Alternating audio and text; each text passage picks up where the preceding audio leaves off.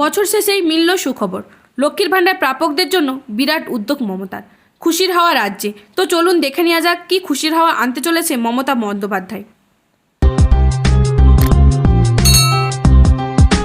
ক্ষমতায় আসার পর থেকেই রাজ্যের মানুষের কথা মাথায় রেখে একাধিক জনকল্যাণমূলক প্রকল্প এনেছেন মুখ্যমন্ত্রী মমতা বন্দ্যোপাধ্যায়। তার মধ্যে জনপ্রিয়তার শীর্ষে রয়েছে লক্ষ্মীর ভাণ্ডার। এই প্রকল্পের মাধ্যমে প্রতি মাসে বাংলার মহিলাদের হাতে কিছু অর্থ সাহায্য তুলে দেওয়া হয়। রাজ্যের 25 থেকে 60 বছর বয়সী মহিলারা পান লক্ষ্মীর ভাণ্ডার। 60 বছর বয়স হলে লক্ষ্মীর ভাণ্ডার প্রাপকরা বার্ধক্য ভাতার সুবিধা পেতে শুরু করেন।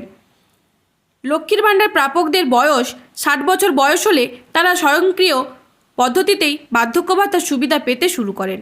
অর্থাৎ এর জন্য আলাদা করে আর কোনো আবেদন করতে হয় না। বার্ধক্য ভাতার আওতায় মাসে 1000 টাকা করে দেওয়া হয়।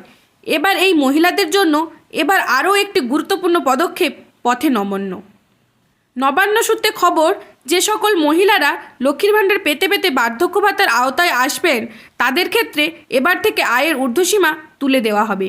রাজ্য সরকারের এই পদক্ষেপের ফলে রাজ্যের কয়েক লক্ষ মহিলা উপকৃত হতে চলেছেন। ওল্ড এজ পেনশন প্রকল্পের অধীনে উপভোক্তাদের প্রতি মাসের আয় 1000 টাকার কম হলেই সুবিধা মেলে। তবে এবারে এই নিয়মে বদল আসতে চলেছে। যারা লক্ষ্মীর ভাণ্ডার থেকে স্বয়ংক্রিয় পদ্ধতিতে বার্ধক্য ভাতা পেতে শুরু করবেন, শুধুমাত্র তাদের জন্য মাসে 1000 টাকা আয়ের ঊর্ধ্বসীমা তুলে দেওয়া হবে।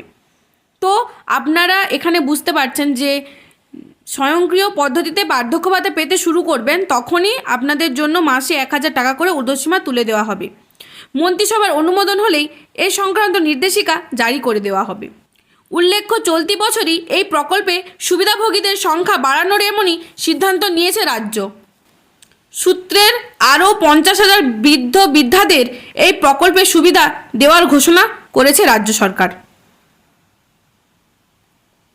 তো বন্ধুরা, তোমরা বুঝতেই পারছো যে কি উদ্যোগ আনতে চলেছে মমতা বন্দ্যোপাধ্যায়। তো তোমাদের যদি ভিডিওটা ভালো লেগে থাকে তাহলে ছোট্ট একটা লাইক করে দেবেন আর চ্যানেলটি সাবস্ক্রাইব করে দেবেন আর পাশে থাকা বেল আইকনটি ক্লিক করে দেবেন।